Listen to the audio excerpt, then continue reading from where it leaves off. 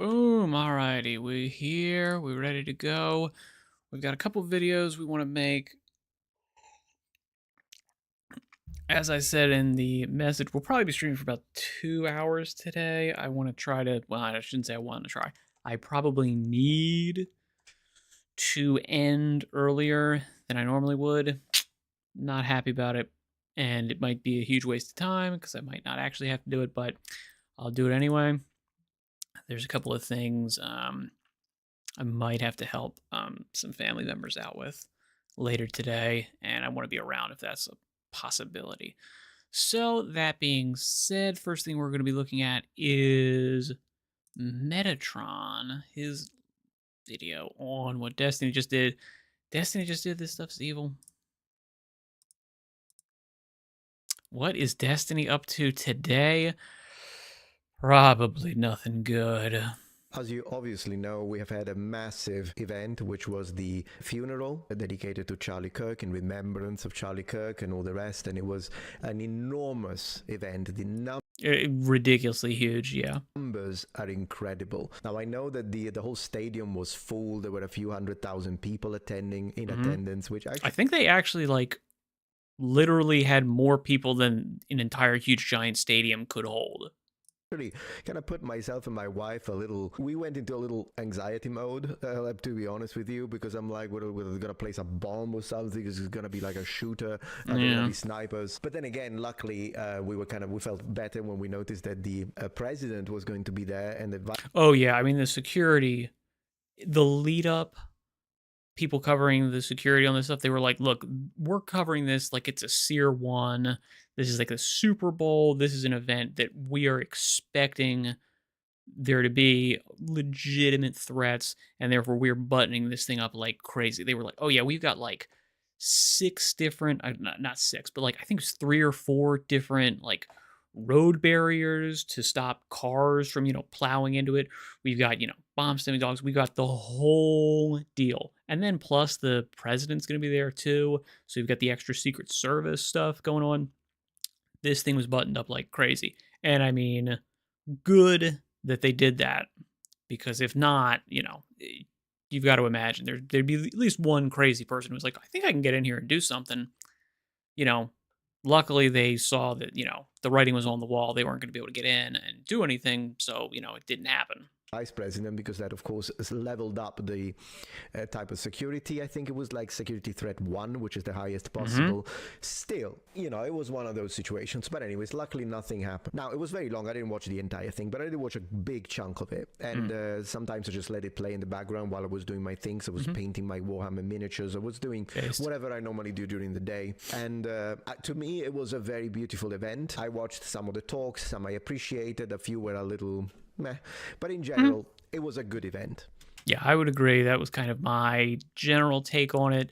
A lot of it is because the super Christian evangelical stuff, for me, it just doesn't hit. It just doesn't hit at all. It's not to say that, I hate it. It's just, it doesn't do anything for me. And there was a lot of that, and completely understandably, that was his niche. That's where he was. That's where he lived. That's how he lived. So, of course, that's going to be a big portion of, a remembrance service for him in his life. And his wife, his family, friends, all of these types of things, they're all going to be in it. That's the thing, for sure. Now, however, the topic today, as you know, is again Destiny. Because seriously, this guy, at this point, I always thought he was a sociopath, and I still believe he is. I mean, at the end of the day, do remember that Destiny... This guy does seem to be proving that point and doing the absolute level best to double down on, 100% sociopath, like diagnosable antisocial personality disorder type stuff.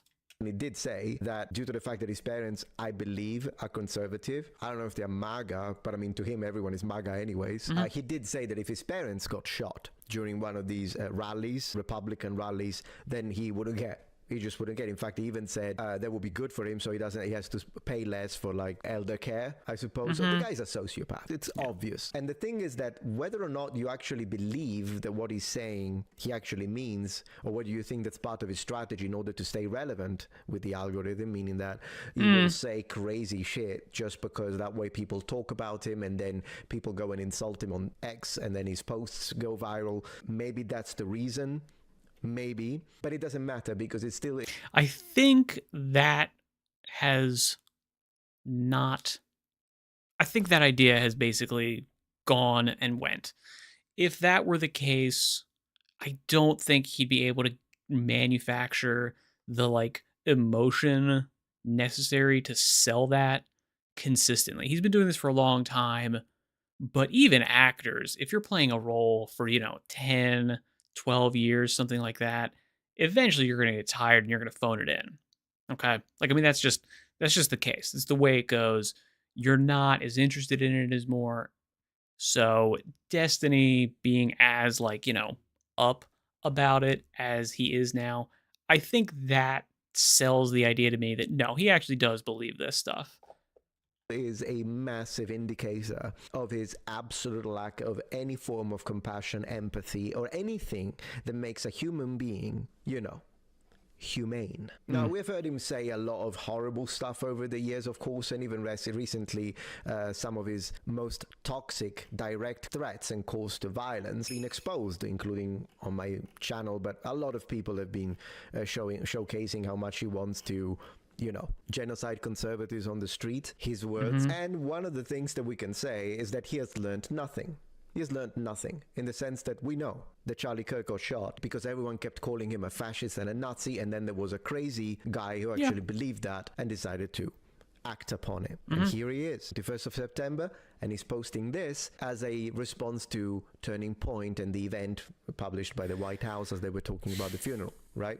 Because, of course, if you have a speaker and a large number of individuals, then that makes you a Nazi, I suppose. It's a Nazi rally, at least in his head. Clearly, we have seen that he laughed and indistinguishable from a Nazi rally. Anyone who pretends it's not is under. Yeah, no. It's literally. It's just crazy. Again, this kind of rhetoric. Obviously, look, we can see the results. It's not good. The results are, dead people. Now, again, I'm a free speech guy, so I'm like, all right, if this guy wants to say this kind of stuff, okay, I am. But I will also say there does come a point where you go, I think most people, and I'm 100% in this camp as well, where I'm like, yeah, if I see Destiny videos, he's a guest on a panel, I just go, nope, not for me. I have excised him completely from my algorithm very happily, and I did this back when the Trump assassination happened. I was like, okay, no, I don't need to hear from this guy ever again. The opinions are irrelevant. Anything that he says is from a completely irrational, emotional position. That's clearly what is ruling him. He's just cloaking it in a veneer of rationality. He's not a rational actor, and therefore I don't need to in any way, shape, or form engage with anything that he says. And in as much as I'm making a video about him, it's basically to say, yeah, like you can 100% avoid this guy. If you need reasons for it, here's the rational reasons for it. Here are the irrational reasons for it. The irrational reasons are he's saying horrible, egregious shit. So, like, be disgusted and avoid it like you would anything else that is disgusting. Anything else that is gross. Like, you see a piece of rotting meat with like maggots crawling out of it. You don't need a rational reason. You don't need to think to yourself, oh, okay, well, if there's maggots in there, these maggots are leaving toxins in the meat, and that's going to penetrate it. And even if I were to clean all these maggots off and, like slice away the parts that they've been eating, if I were to cook this meat, the toxins and poisons that they've basically been using to digest this meat, plus the fact that if they're there, this meat was already rotten. Even if you were to cut away everything that is bad, all of that stuff has penetrated into me. You don't need that rational reason to not eat that piece of meat and throw the whole thing away. You just have to go with your gut and go, ugh, and throw it away. That's it. That's all you have to do. That is your irrational reason for avoiding destiny, is that, all you have to do is look at the egregious stuff he's saying and go, ugh, gross, get rid of it. Rationally, you can go, all right, let's approach this from a point of logic. Is the things that he's saying logically consistent with his persona as someone that is brutally logical? He is only looking at facts and objective reality and reasoning from first principles to arrive at his political positions and so on and so forth. And you would say, no, very clearly not.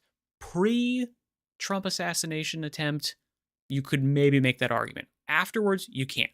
You have to go, no, he's operating at an emotional level.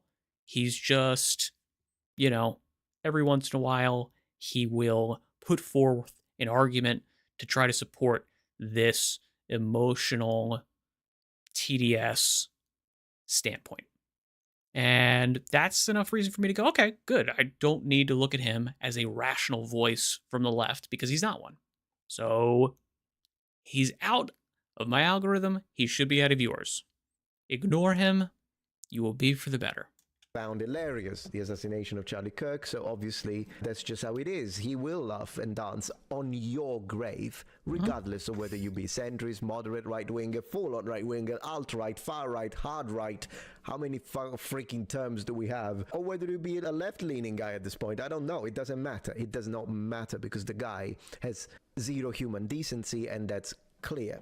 But it's always a new low with him. Always a new low. This Charlie Kirk memorial, in quotations, is indistinguishable from a Nazi rally, and fuck anyone who wants to pretend it's not, he says. Anyone. So it's either you agree with him or fuck you. That's his mentality. That's his mentality. Very different to what I say, right? Because usually what I say on my channel is, whether you agree with me or disagree, you're very welcome here. The only thing I'm asking is please be decent, and I'll be more than happy to go over whatever discussion you want to have a debate. But this is not this guy because he's an extremist. Now look at this one. This is when he decided to continue to make fun of Charlie's death, regardless of the fact that his family is mourning him. He says, I heard when he died, he fed an entire village full of vampires because so much blood came out of his neck. Truly a hero, even in his passing. And the problem is that people engage with these posts. Now look, this post that he did here, Charlie Kirk, I don't, by the way. Like, again, even like that tweet right there about the vampire stuff, that's just like lazy. Like, I'll be honest, I do find some of Destiny's super edgy tweets to be like kind of funny, maybe. But that's just because, like, that's my sense of humor. This is lame. That is cringe. That is, like, super lame. There's nothing there, man. It's like, all right, so now you're boring, too. Now you're boring, too. You've lost the edge. Now you're just crazy. Now you're just, like, you're just, like, a TikTok Karen thinking you're being edgy and owning the chuds. It's like, dude, that is so cringe. Hilarious. I'm reading them to you, but I'm not clicking anything. No. Yet it works. His strategy works because this one got him 36 million views and this one got him 900,000 views. Now, initially I thought he was doing it for the money because, of course, do keep in mind that X pays you every 2 weeks. You get a check. I get it myself. And so more engagement your posts get, particularly from people with a blue tick, the more money you actually make, because then they will be served ads. Now, I believe that he's demonetized on X, though, so let me double check that because I don't want to spread misinformation. YouTube for sure. We know that he just got... So internet does say so. 2024 Kick Streamer is also demonetized on X after posting inappropriate content. Steven I don't know if Destiny he's still has been banned from the streaming platform Kick for comments. Yeah, but I think he's back. It must have not been a permaban. His permaban is definitely the one on Twitch because he doesn't stream on Twitch anymore. I've heard recently that he got demonetized on YouTube, but then again, he always does these kind of statements, so you never know if they are true. He does it on purpose once again, so that in my opinion, if he's still still monetized, he's doing it for the money. But if it's not monetized, I think he's Mm. doing it to maintain his name, Destiny, in the algorithms. Because if something gets 36 million views, then it's very likely that you will. Yeah, I look at the difference here. Like, again, you're getting 36 million views for this one, and then he can't even crack a million for this one. Bro, you fell off bad. Run into it even through other search engines, and that could lead all the way towards his channel. Now, if YouTube also got him demonetized, I guess he's making money now off of Kick, but at this point I don't even think he even needs money anymore. I mean, with all the lawsuits he's going through, perhaps he still does need money, and I guess 2 ex-wives and the kid, he probably still needs money. I don't know if he has made enough money to not need money anymore. I have no idea. But I can see ways in which this could still I be. feel like he does associate with a lot of people for whom money is a legitimate thing. Like, really cares about it. Like the Hassans and a lot of those types of people really do seem to give a shit about like money and material possessions and these types of things. I don't really understand it. For me, I'm like, I couldn't care less. But like, yeah, just looking at like the clothes he wears and that type of stuff, when I used to watch him, he definitely went through like a period where it's just like, man, you're trying really hard here. Uh-huh. And you're trying really hard by like paying for expensive shit. Um, so I do think he's kind of gone down the rabbit hole of just materialism. Benefit him directly or indirectly. But even if he doesn't need the money anymore, this is someone who hates the right wing, all forms of right, and all forms of anyone who disagrees with him, to a point that he would do this just to feed himself with the poison he's addicted to. Okay? So at this point, I honestly think he just does it because he enjoys it, because he's a sociopath. He clearly is a sociopath. I'll give him one thing though. Guy's got balls, because here is what he did. As he was shared by Drama Alert, I'm surprised that he shared it.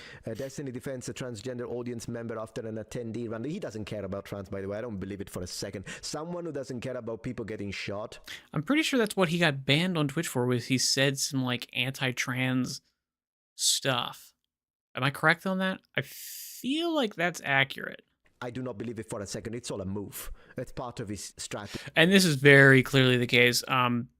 Metatron is mentioning something that in a lot of the news stuff where it's like Piers Morgan comes out with an interview, well, not an interview, but like a big panel between him and Andrew Wilson was like the clip everyone shared around, which is essentially going, Andrew Wilson was like, hey, do you think that this guy should have gotten shot? Are you sad that he got shot? And he says in front of this panel, of course, yes, nobody should be getting killed via political violence.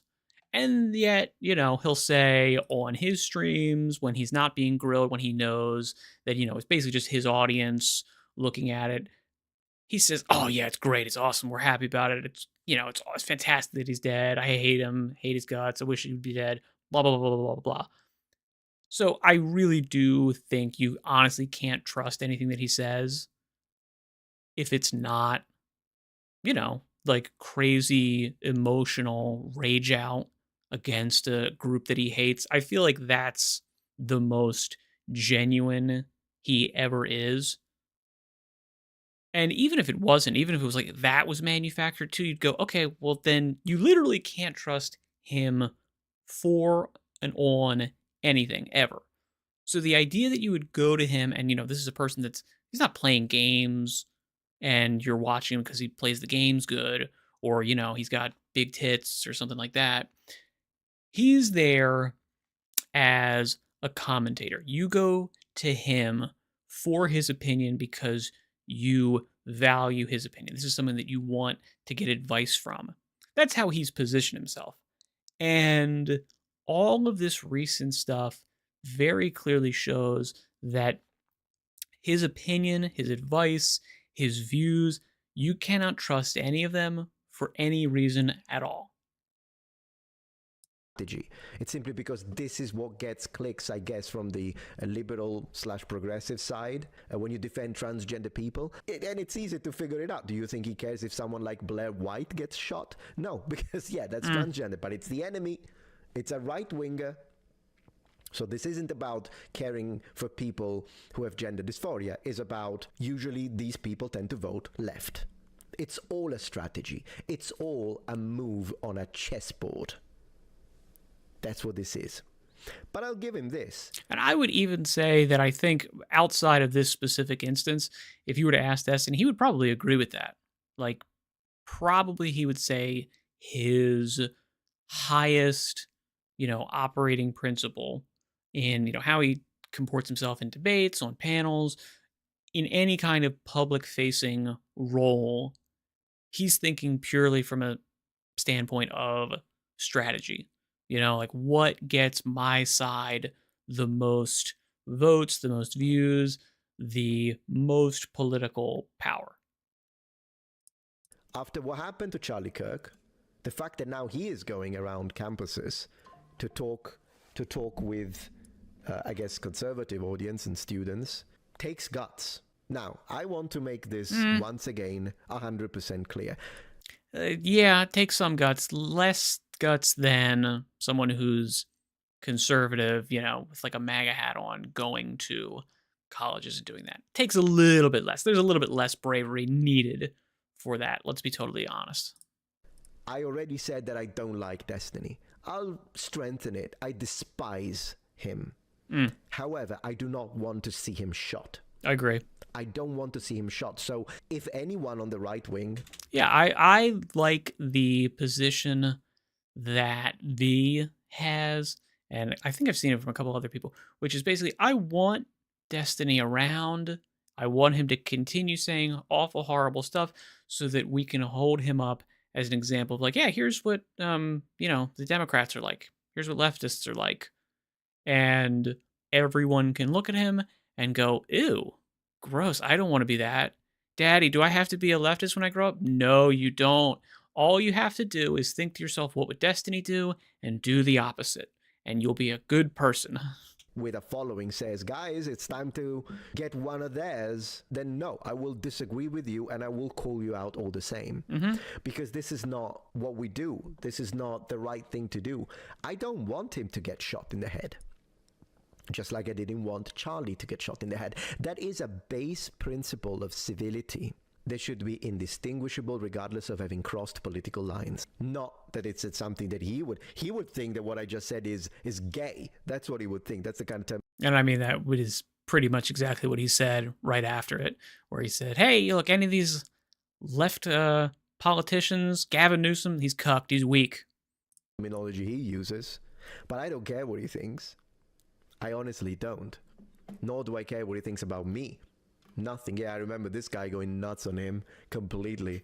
And I do get the feeling, but I guess you're getting rage baited at that point. The guy will say something that he knows you'll get you enraged, and then he gets his viral clips and his viral shorts. So no, if you do go to one of these events, talk normally. And if he says disgusting stuff, that's your position now. You're in a position of moral advantage, and you lose it if you lose your decor. If you can't control your feelings and your emotions. So, if he says something disgusting, answer with reason, logic, facts, and data. And then it will be his enemies that will have the viral clip. I would even go so far as to say you don't want to use like, again, this if you're actually in a position where you could talk to Destiny and do these types of things, the data, unless you're a complete savant, you're like an incredible genius and you've got this stuff down like a lunatic, ignore that entirely and work purely from the position of trying to evoke compassion, trying to evoke empathy, sympathy, these types of, emotional responses that are human universals. And we can all do it. And Destiny not being able to, emulate that stuff, not being able to show that stuff because, it's not there, that is your avenue of attack. You're kind of exposing this person as a non human, non feeling entity. And someone who views the entire world through a matrix of just, political power and advantage is someone that we just inherently recoil from. They give us the creeps. They are like they're the serial killers of the world. They're the people that are out there that will do anything as long as they think they can get away with it and it gives them some degree of pleasure. And these are the people that we just have an instinctual revulsion to. And all you have to do with Destiny is show that that's the kind of person that he is. All you have to do is let him tell you his thoughts on these things. And that's enough, I think, for most people. That's how it works. The do your own research guy who actually does his own research, man, it sounds like Freda. Mm. I find it insane that someone like this really thinks he's the good guy. They are the good guys. The radical leftists really think they are the good guy. While on the other side, what I saw during the funeral event was a woman forgiving the shooter of her husband, displaying true Christ-like attributes. Now, some of you might think, no, it was performative. She did it on purpose, just so that, I don't know, to get new people into the whatever the hell turning point. But here's the thing, it's not like she needs the money. You do understand that obviously her husband had a life insurance, and I'm pretty sure that they are going to pay that one, whatever company it is. And it's going to be in the millions. It's going to be in the millions, I know that. 100%. And again, they will pay it, because if they don't, do you imagine the public outcry if then she comes out and says the company didn't pay 100%? Yeah. She doesn't need the money anymore. So what would be the reason then to put up a performance? What, because Trump told her to? Well, then she's an incredible actress because it looked real. And trust me, we can never truly know if something is real or true. You can look at some body language, I guess, metrics, and try to figure out, maybe in this case, because of how she put her hands, or maybe how she's moving her eyes around, maybe you can figure out, perhaps there is a higher chance that this was a lie. But if there is one thing we know it's true, is that she lost her husband. And I truly believe that they loved each other. I believe that. Yeah, I think that's very clear. And the other side of it is, does it actually line up with the morality that this person professes to follow and seems to follow? Does it line up with the philosophy of that morality? It does, entirely. Now, does she actually, in her heart of heart, fully forgive this person? Maybe we can't know. We can't know. At the very least, her public statement of I forgive this person is an indication that she wants to. Now, forgiveness in the Christian sense is not the same as saying, I absolve you of all responsibility for your action. Go ahead, go, like it, as if this action never happened. No, forgiveness is essentially going, I am going to answer your evil with virtue. I am not going to continue and perpetuate a cycle of evil by answering your rage and malice with my own wrath and vitriol. I will say, I forgive you. I'm going to move on with my life. I'm going to continue to try to live virtuously. I will live in a manner that spites you for your evil by doing more good. That is the idea. Now, I think she is probably striving to live in that manner, but it is a very difficult thing to do as a human being to actually legitimately not have that person, you know, engender feelings of like malice. Because, this person murdered your husband for an idea, for sitting down with, like, like for any reason. It's very difficult to forgive the murderer of, a loved one of yours. Very difficult. It's superhuman, basically, to actually be able to truly forgive them and put them out of your mind and say, no, you know what, I'm going to release myself from this anger and this hatred. I'm not going to do this. Those are bad emotions that engender sin, and I will not have them as a part of my life. And the legal system will go forward. This person's going to get, life in prison. They're going to get, death penalty, whatever they're going to get.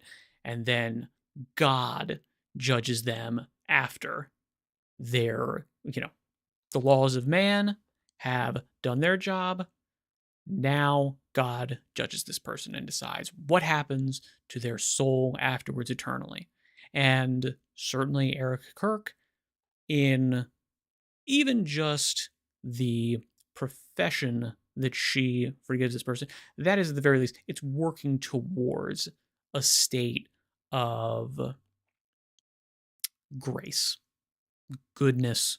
And that's, that's kind of probably the best most human beings can hope to achieve, is orienting themselves towards goodness and trying to move as best as they can towards that goal. And God, there is one, certainly, I would assume, takes that into account and goes, you know what, you were trying. You did your best. You're in. As opposed to, no, you straight up ignored basic human decency stuff. You murdered this person for ideological reasons. You're going to hell. I have no reason not to believe that. So a sentence like this would be the hardest sentence to utter, whether you mean it or not. In fact, it's going to be harder to say if you don't mean it, if you actually want him to burn in hell. So I believe her. Yeah. I trust it. Now, explain to me how, from the point of view of destiny, a woman forgiving her husband's shooter is a Nazi rally. Well, I mean, again, from his perspective, an unfeeling, sociopathic perspective, it's very difficult to understand other people when they are feeling human emotions and virtue and these types of things. So you have to project, well, why would I do it? Well, the only reason I would do something like that is if it gives me some kind of advantage, and that advantage would be like, votes or whatever. Typical of Adolf Hitler to forgive his enemies. Absolutely. Yeah. Now, some people were mentioning Trump and the fact that he said that he hates his enemies. I think this is what I'm going to say about this. So there were some people that were saying, hey, we loved it up to that point, but then Trump had to ruin it by basically immediately after she said that she forgives her enemies. Why did he have to say that he hates his enemies? Because if you remember, if you watch the clip, it's when he says, and I know that Charlie's going to be mad at me from above, but I hate my enemies. And then there were some people that were like, yeah, and then there were other people that didn't like that and said it on social media. I'm just going to say this. Trump is a politician, just like Biden is a politician, just like Kamala Harris is a politician, just like Giorgia Meloni in my country is a politician. And politicians speak tactically. Now, I know that everyone, and this happens on the right and the left, everyone thinks they are smarter than people in power. Everyone thinks, like, people on the left will say Trump is an idiot while they think they're so smart. And people on the right will do the same. They're like, oh, Biden is such an idiot. Well, Biden at the end, because of medical situations, was gone. But before, if you listen to Biden, how he was speaking like 10 years ago, guy was sharp. Yeah, I mean, that was 10 years ago. That was probably, pre-presidency, pre-presidential run. But yeah, agreed. Whether you hate him or not, you can say that. But people still will say, oh, he's an idiot. And then you are the smart one, right? But the thing is that politicians don't act alone. Their speeches are rehearsed. Their speeches are crafted. And this applies to the speeches that you listen to, for instance, once again in the 40s. When you listen to balcony speeches by Benito Mussolini, they are extremely theatrical. And what I think that was when it comes to Trump was a tactical choice.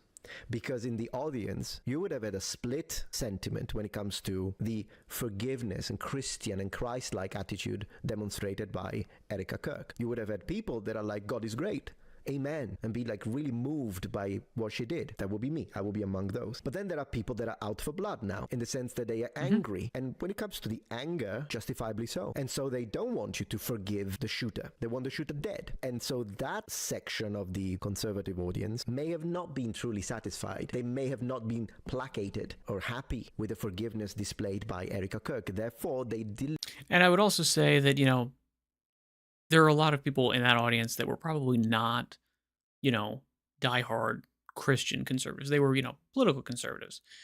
They were a lot of the people, and I would say maybe even, well, maybe not the majority, but probably close to, the majority, half of the population at that rally, at that memorial, which is people that agree with the conservatism but are not, they don't have the Christian faith. They don't have that kind of thing. And therefore the idea of forgiveness rings hollow to them. They don't want it because they don't feel that, they should or would forgive anyone who, killed their son, their brother, their husband, their wife, their sister. Like, no.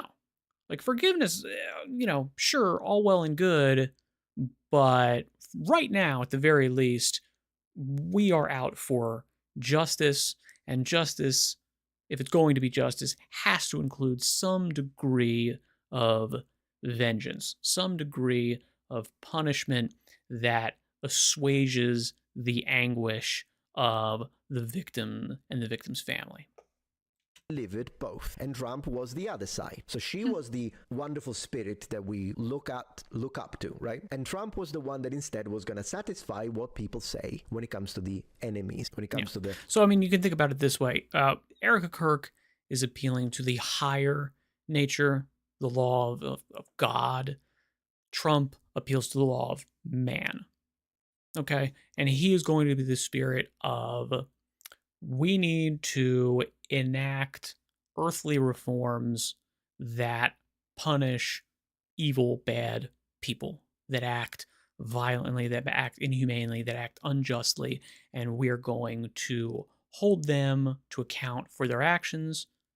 And Erica Kirk says, you know what, I can forgive them. I can, say the law, what is Caesar's, render unto Caesar's what is Caesar's, render unto God what is God's.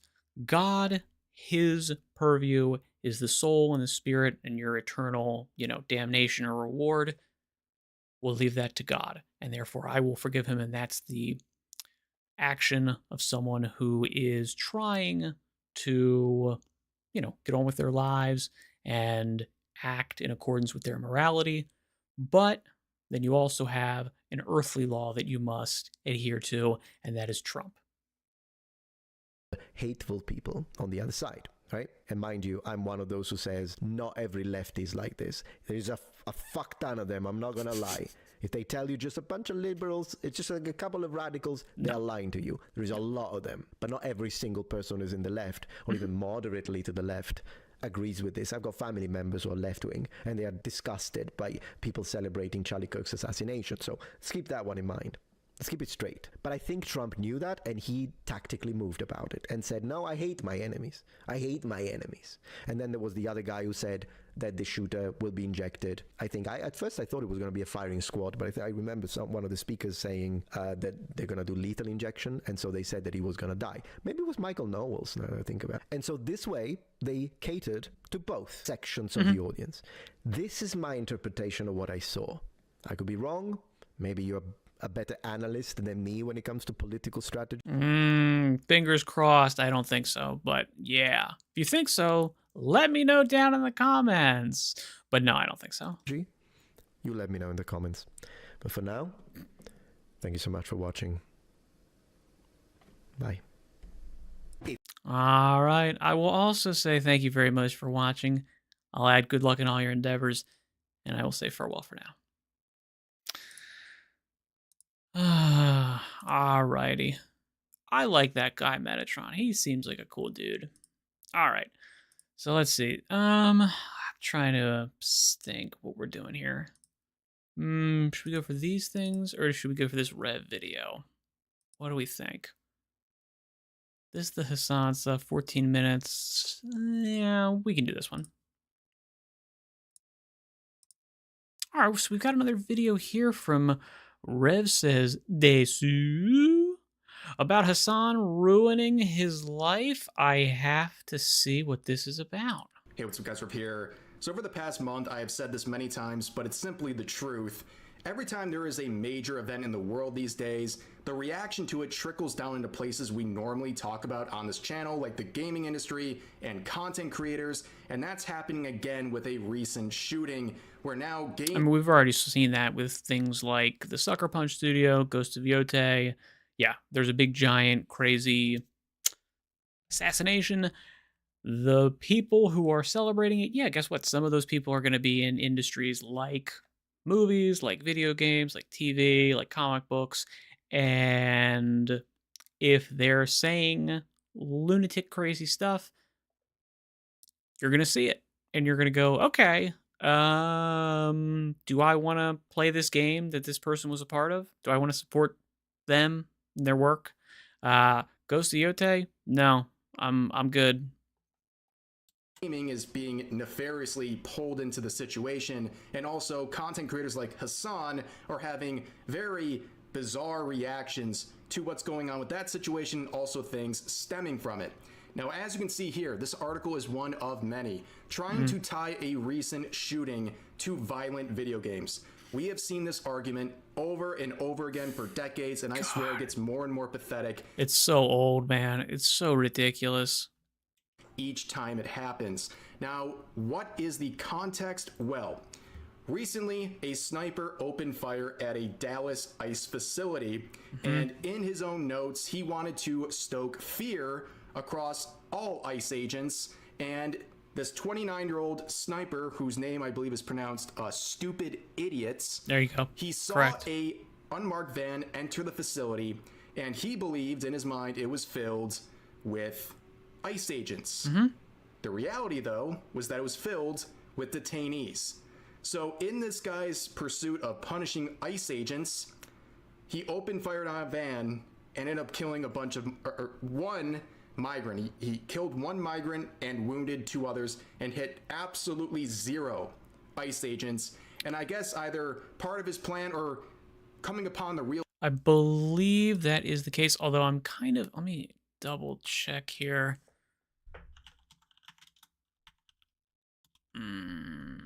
Nice. I believe I had heard that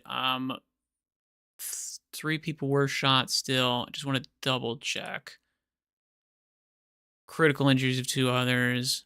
And they did, well, they haven't recovered, obviously, but they didn't die from it. Realization of his failure, wasn't sure.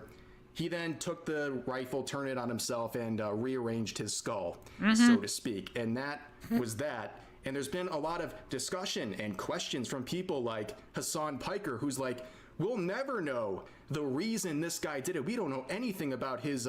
We would have no clue. It's not like, maybe wrote her on the bullets, had an entire manifesto, a televised, recorded statement of exactly why he did it.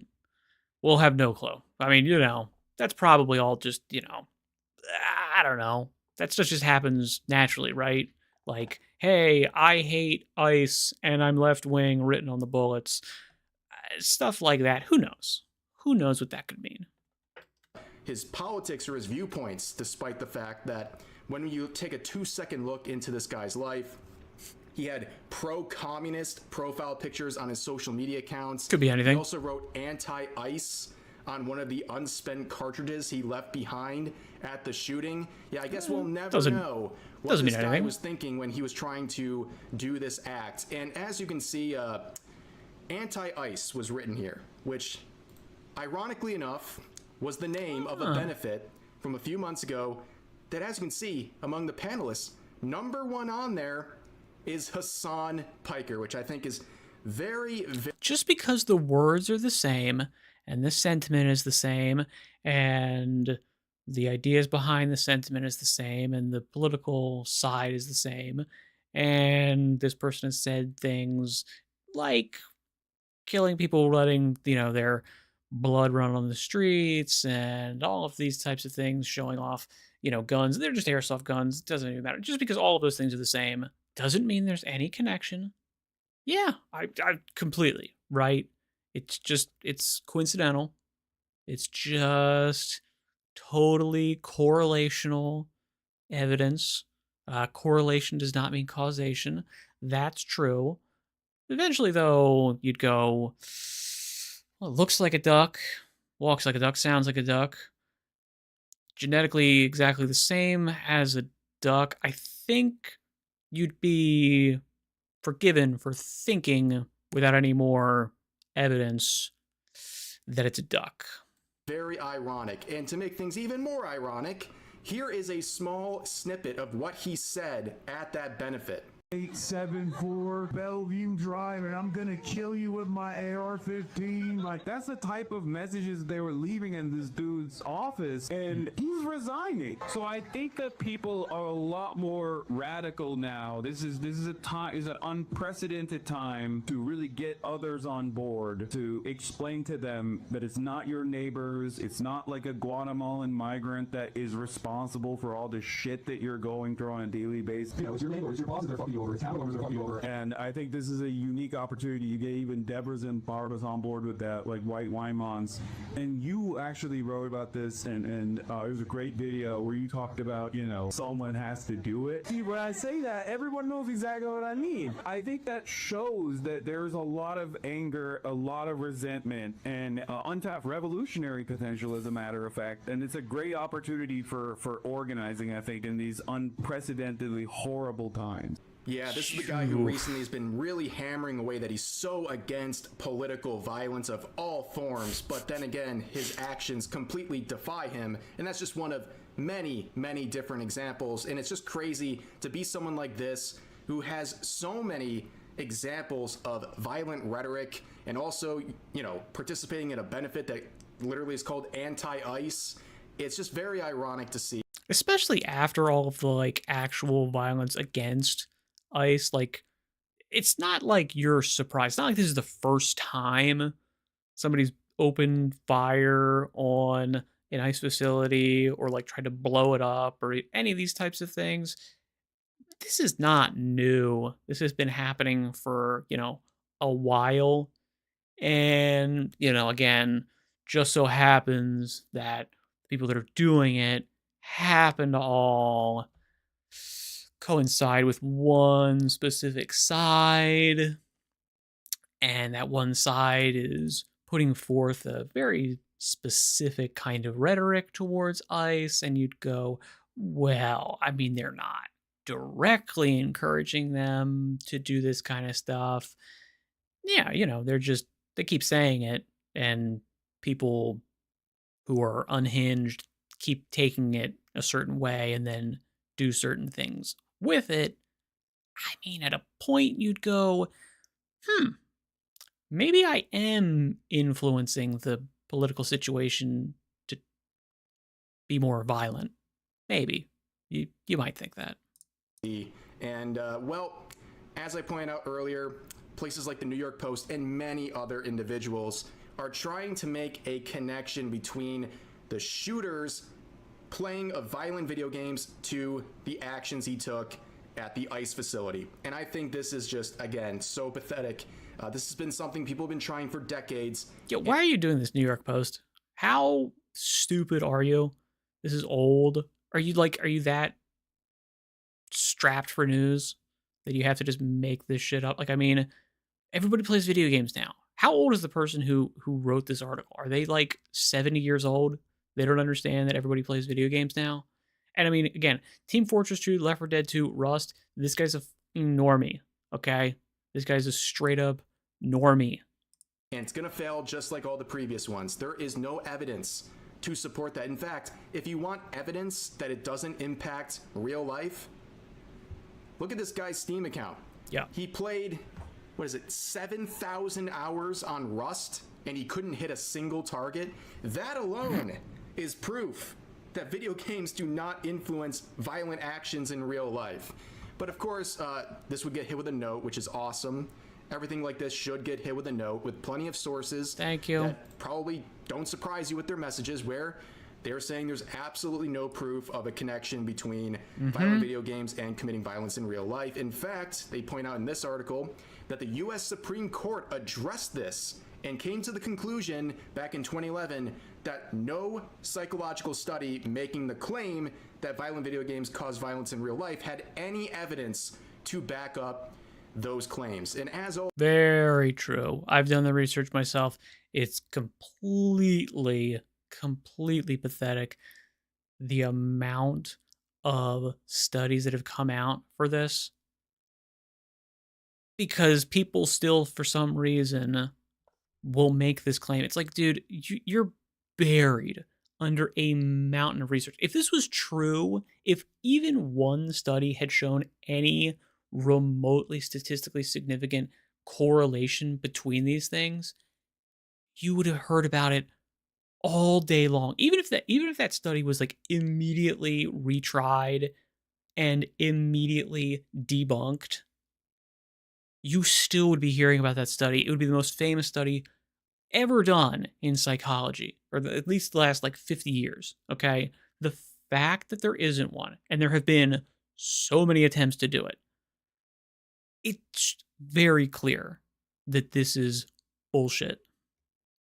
always, the people who are affected by the media that they consume, whether it's video games, movies, whatever, the people get affected by that are mentally ill. It's really that simple, but people try to twist this into something to push their own agenda. And here's just one last little graph that really just makes it very clear, comparing video game revenue to violent gun deaths. Now, of course, it's not so black and white.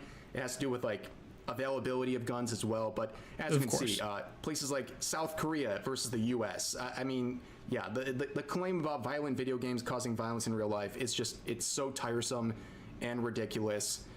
But things are continuing to escalate, because in wake of the recent shooting on the ICE facility, people are now protesting and going to ICE facilities and causing more issues. And it's been made very clear that this is going to be a zero tolerance policy from our government, and that there are going to be federal agents and troops going to facilities around the country. And it's going to make things a lot more, let's just say, interesting. And people are losing their minds. This was from just yesterday. Again, I'm like, I think they're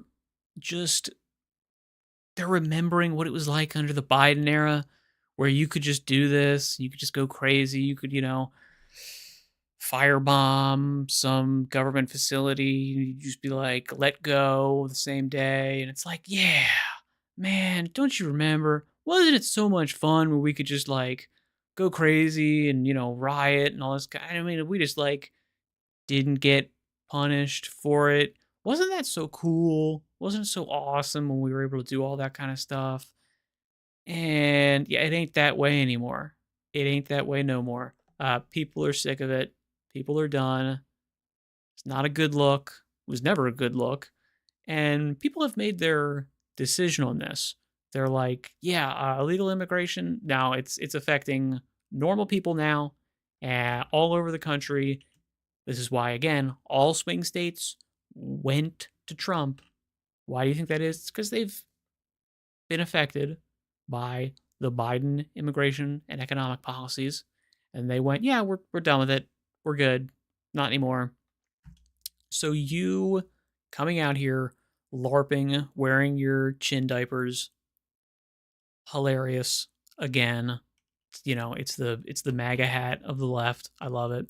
And it's just like, you're done. Like, you're not putting a good display of yourself on the news. This is not a good look for you. This is a bunch of rioters blocking ICE agents as they're trying to go outside of their facility. Every single one of these people should be arrested.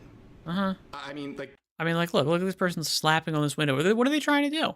You trying to smash into this window and kill this guy? You're like, banging your fist on the car. Again, obviously you're doing it for, pretend. You're doing this to play pretend. But if anything bad were to actually happen, like, like this person smacks on the thing, and like, let's say like 3 people all smack their hands on the window at the exact same time. One of them's wearing a ring, so there's like there's a point of contact that like transfers that force into the window, and the window smashes in, and some guy who's sitting on the other thing gets cut by a shard of glass that comes in from the window. Um, you're going to prison like forever. All right? Like you do not want to be associated with this stuff. What are we doing? Am I missing something? Trying to interfere with a federal agent? Yeah. Pushing their car? Very, very crazy stuff. And it gets even worse when you start diving into some of the people who are doing this. This guy, I really, for his sake, hope it's parody, released a video saying he applied to become an ICE agent with the sort of intention of feeding the information he sees at work to migrants. What's up, guys? I just applied to be an ICE agent, and my plan is that any information I get on ICE raids, I'm going to report back to the Mexican community and, just try to help you guys out. Also, every time a Mexican gets deported, I'm sneaking 2 Mexicans back into the United States. I'm just here to help. That's my plan. I will update you guys along the way. Thank you. People are really... Thanks, dude. Thanks. I mean, like, in all honesty, keep making these posts, dude. Keep making these posts. We love to see them. They are pushing... Like, you're single-handedly converting, like, 20 people that would vote Democrat into independent or Republican voters, where they go, "Oh, I don't want to be associated with this person. You're gonna like make more. We didn't need more illegal immigration, and you want to facilitate that." What side are you on? I'm on the opposite side. Just filming themselves doing just about anything these days, and it's really again, I hope this guy's joking, because what he just... I mean, he's definitely joking that he would actually deport, okay, if I deport one person, I'm going to sneak 2 people. No, there's no way that's going to happen. That's way too much work. He's not going to do that. But, he's going to report to the Mexican community. Like, I mean, he would put out a tweet like, "Hey, I just raided blah, blah, blah, blah, blah." Yeah, I think he would do that because it's very lazy. That doesn't take any like real commitment or hard work. So I think he would do that. Expressed might have been a felony just from the application process itself, but if he does actually follow through on this somehow, maybe that is a whole lot of felonies he is racking up in his attempts to virtue signal on the internet. Like, this guy sounds like the biggest white savior you'll ever see in your life.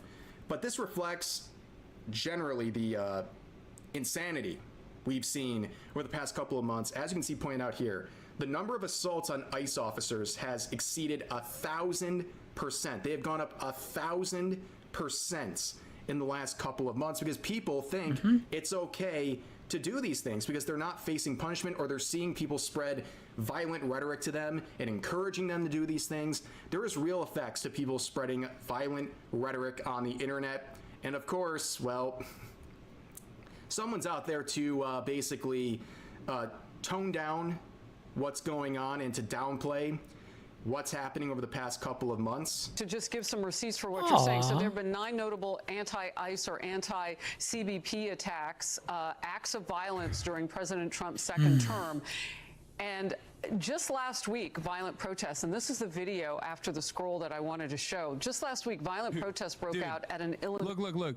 Look at this. Look at this. They're like, oh, violent incidents, okay? And some of them are violent. And then others are literally just like attacks by rocks and sticks. Sticks and stones may break my bones, and apparently words also are worth killing over. That's crazy. Yeah, during the various ICE protests that were happening back in the summer when there was big raids going on in California, there were a lot of these protests, and a lot of them had people throwing rocks and cinder blocks at cars. And Hassan should know. He was there. He was in the road, which is a crime, by the way. he was there, and now he's trying to downplay some of the action, saying, oh, they were just throwing rocks and sticks. There were hundreds of protesters throwing head-sized rocks, even cinder blocks and bricks at ICE agents, whether it's in their cars or while they're trying to do their job. I'm sorry, throwing a brick at someone's head or their car, that's a pretty big deal. That can kill someone. And he's just like, yeah, they threw some rocks and sticks, like, you know, like a little tree branch or Again, like, I mean, these are the kinds of things where you go, you've never actually interacted with just like the legal system in general, because you can easily go to jail for like serious stuff, for like pranks. Like there were a number of cases of like, hey, somebody has like a senior year prank where they buy donuts for their teachers and they'll put laxatives in the donuts or something like that, you know, in the coffee, whatever, something like that. That got a lot of those seniors like involved with police for poisoning people, because unless you're unaware, anything can kill people if they're in a bad spot. So you throw a stick, I don't care what kind of like stick it is, even if like you throw it very poorly and it's a tiny itty bitty like willowy soft stick, the wrong way, it's gonna maim or kill somebody.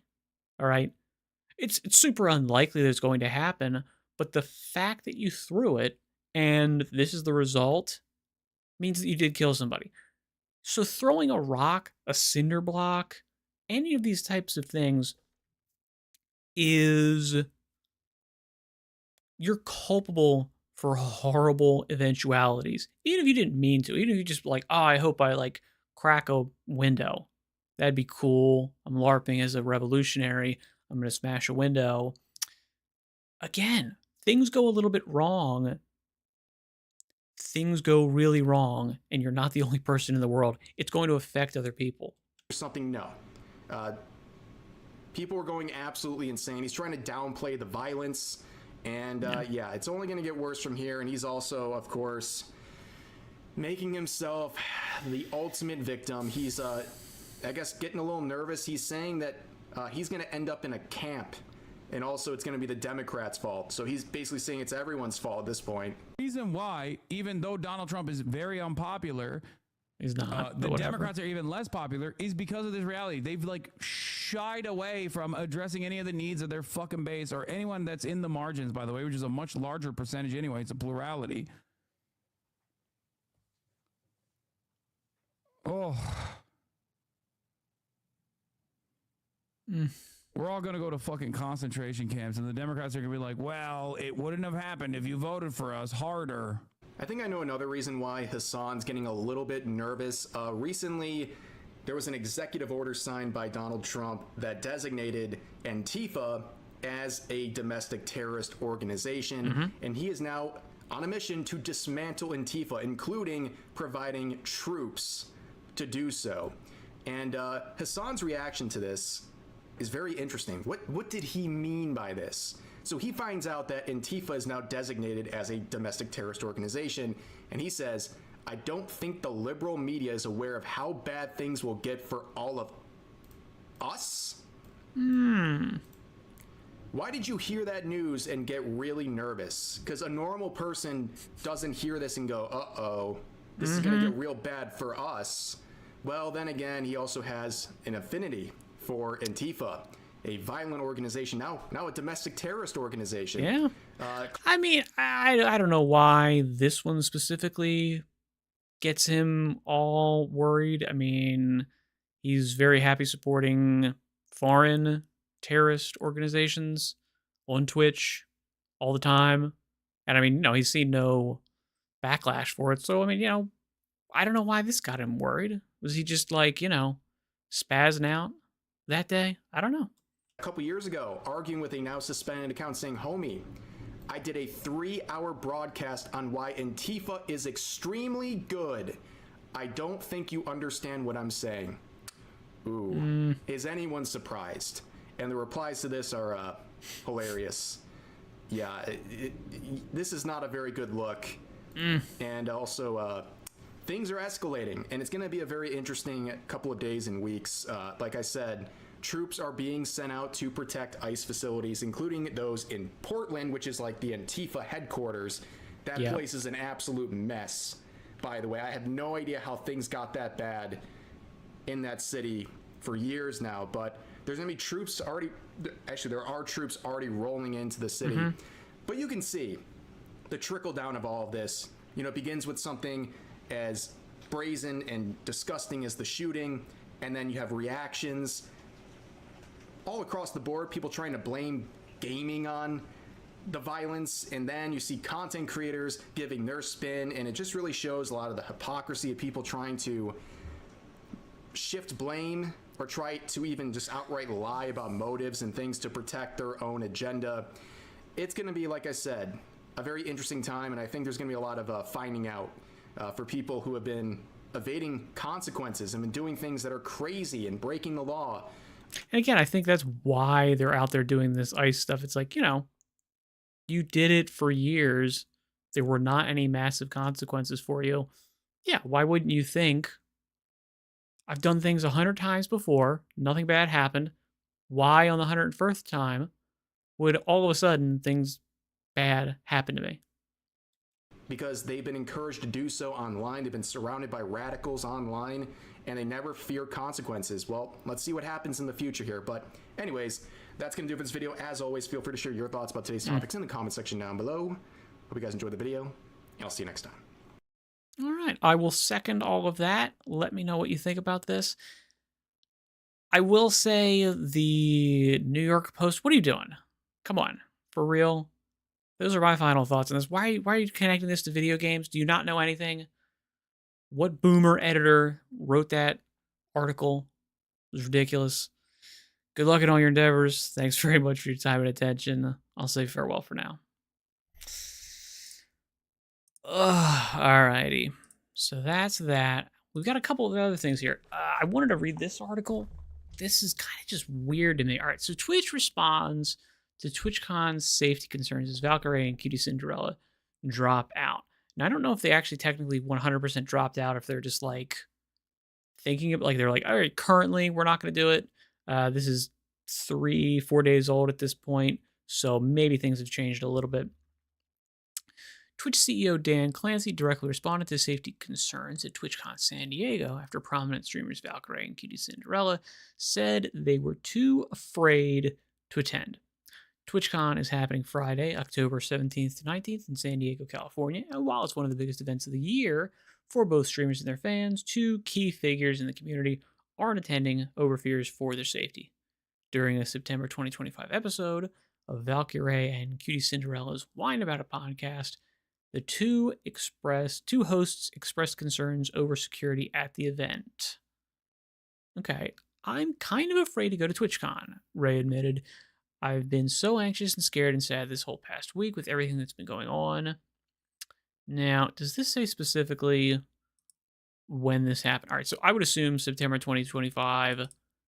This episode probably happened very close to the Charlie Kirk assassination. And therefore, I understand, like, anyone in a public-facing, you know, IRL stream, whatever, would be very concerned about being killed or in, like, a bad situation.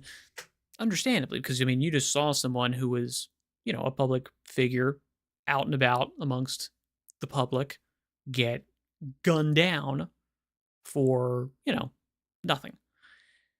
So obviously, yeah, if I was an IRL streamer, if I was somebody who's doing, you know, things like that, I would be concerned. I would be concerned. And, you know, they've had interactions with people before that have been bad, but I would imagine if they were concerned about those things, they would have been concerned about them, you know, months ago. Because, well, let's read the rest of this. All right, we're in a bit of a conundrum. Cutie agreed. We're supposed to do Whine About It live, and TwitchCon loves TwitchCon for supporting our show. I have given them a soft, hey, we're in a bit of a panic mode right now. Respectfully, I don't feel irrational about it, she continued. I feel very scared. In the podcast, QD referenced the murder of Japanese streamer Irie Sato in March 2025, who was stabbed to death during a live broadcast by a hater or anti-fan, as reported by Japanese media outlets. This is just one of many frightening incidents that have happened to female streamers this year alone. Also in March 2025, that's what I thought. I was going to say, I thought this was actually a little bit more recent, but yeah, so this is months ago. This was 6 months ago. Valkyrie, along with fellow streamers Emiru and Cinna, was threatened by a man who said he would kill them when Emiru refused to give him her phone number during an IRL broadcast at Santa Monica Pier. So, I mean, certainly, look, this is why I would never do IRL streaming stuff. I think it's silly. I don't think there's any reason to do it, especially if you are, one of these like extra super parasocial streamers. You're going to attract your biggest fans are potentially going to be your most unhinged fans, and you don't know what they're going to do. It's not good. And then there's also the IRL streaming stuff where it's like it encourages bad behavior, like extra Emily, like running red lights and that kind of stuff, just because you're distracted. Like it's dangerous. It's not a good move. I wouldn't do it. It's not smart, and especially again for these types of streamers, it's really a bad move. But it's not like they haven't done it in the past, and I would imagine, I'm not sure, but I think they've done IRL streams after this one in March. I think they have. Correct me if I'm wrong, but I think they have.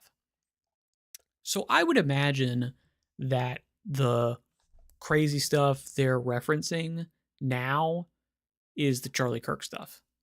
That would be my assumption. That they are potentially, they're looking at people and they're going, oh man, maybe we were associated with Hassan. We're big Hassan fans, and there's going to be horrible MAGA people that are going to go out and they're just going to start, killing people left and right. Hasn't happened yet. I hope it doesn't happen at all. I don't want it to happen. I don't think it will happen. I mean, again, I'm being optimistic there. I don't think it's going to happen because I think, a lot of the MAGA people are aware. No, you've got the moral authority now. You don't want to throw it away by doing what your opponents are, stooping to their level. It's not a good move. But so that'd be my guess. I don't think they mentioned it though. All right. That same month, Amaranth's home was broken into by 3 armed thieves who were shot at by her husband after demanding access to her crypto wallet. Has there been any movement on this? Let me see if there's any. I want to see if there's any extra stuff on here. No, as far as I can see, there's no updates here. Exclusive footage. Streamer took a significant beating. Footage. So the blood trail escorted by police. I don't remember if there was any movement after this. I've seen, I honestly have no idea one way or the other, but I've seen some reports that Amaranth has kind of lied about some stuff beforehand for views. And I mean, that's definitely kind of true. Some of it would be understandable. She wasn't necessarily lying. She was telling the truth at the time and just went back on it like, hey, my husband's really toxic and is, abusive and all that kind of stuff. So I'm leaving him. But then, doesn't because, she likes him. She's in that relationship for a reason. And, he gives her something that she thinks she needs, so on and so forth. And that's why they're still together. But it also could have been, she's doing it for views. So I don't know if this thing specifically has been confirmed. I think there probably was a police report. I don't know. But I haven't heard any of these 3, thieves got picked up, got prosecuted for anything. I would imagine if they got shot, there would probably be, I mean, maybe not. Maybe they were able to go to some underground doctor to deal with their bullet wound.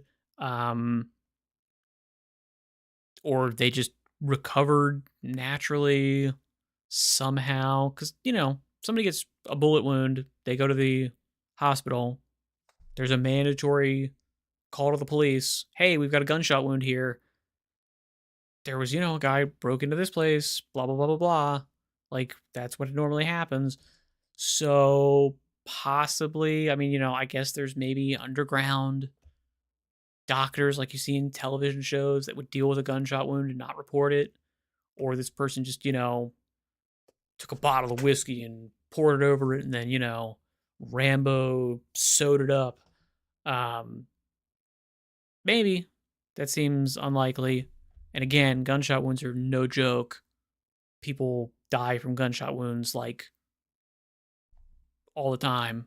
Even like stuff that you wouldn't think would actually do it. Like people, like I think the most common gunshot wound for a good long while, and maybe everywhere, is like getting shot in the butt cheek, because people have their gun and they put it in their waistband, the waistband of their pants, and then it goes off and it shoots them in the butt cheek, and people die from that, because even if it is just literally just the meat of your butt cheek getting shot, the reverberation is really serious and can affect your spine, and like it can like burst some like intestines. It can do some really bad stuff. So it's actually a really serious injury. So someone who's shot in, I would imagine if someone was trying to rob me, I'm going to be shooting them to try to kill them. So like there's a lot of organs, there's a lot of stuff in here. And generally they're things that you're not going to just, take a Motrin, go to sleep and get better from. Like, no, you're going to die from it. And when you die, generally speaking, there's an autopsy and they'd go, oh, this person died of a bullet wound that was untreated. How have there been any reports of people being shot in this area? Oh yeah, there's, someone broke into Amaranth's house and apparently got shot by her husband. So maybe this is that person. Can we match the caliber of the bullet? Can we blah, blah, blah, blah, blah. I haven't seen anything about this. And this is what? In March? This is 6 months ago. There's been no movement on this. I mean, it's California, if I'm not mistaken. So I get it. You're in a crap state where that stuff's not really a big important thing to catch criminals. But still, I would have expected to see a little bit more movement on this if it was real. I honestly I don't know, but I'm reserving judgment. I'm going to be, I kind of believe them, but I'm reserve some grain of salt. On September 24th, Twitch CEO Dan Clancy directly addressed these concerns, reassuring attendees that the event was fully focused on providing a safe experience for everyone. I want to be very clear. We take security at our events like TwitchCon extremely seriously. Every year, we build on successful approaches to TwitchCon safety and security, particularly as we become aware of new or emerging security or safety challenges. We have teams focused on this year-round, including keeping creators and community members safe on Twitch or at TwitchCon. We have rules and standards regarding TwitchCon attendees, and we limit people who have been indefinitely suspended off service violations. They are not able to attend. Clancy went on to explain that TwitchCon has a zero tolerance policy for harassment and claimed he is taking care to make sure the event is as buttoned up as possible.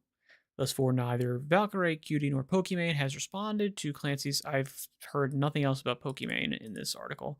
Has responded to Clancy's comments, which come at a time of increased fear for influencers making appearances at live events. So my contention here is the reason we're hearing about this now as opposed to 6 months ago when this stuff just happened and your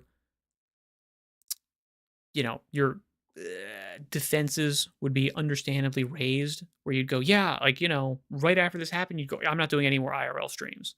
I'm not doing any more IRL events, streams. I'm swearing that off. Totally, that would be reasonable. I would, yeah. Like, you get mugged during an IRL, like Stream Sniper, this kind of stuff. I'd be like, yeah, I'm not doing this anymore. 100%. Absolutely. I'm gonna get killed. I'm putting myself in a dangerous situation. It's not worth it. Blah blah blah blah. Yeah, if they'd said this 6 months ago, I would say, yeah, it's because of the Santa Monica Pier thing. It was, they're worried about fans. My guess is they're worried about um, Charlie Kirk repercussions. That'd be my guess. Because obviously, like, all of these people are not political streamers, but they're like tangentially related to them because they all know Hassan and other people in that thing. Like, they've like platformed Frogan and a lot of these other people that are political streamers, and they've like glazed the shit out of them.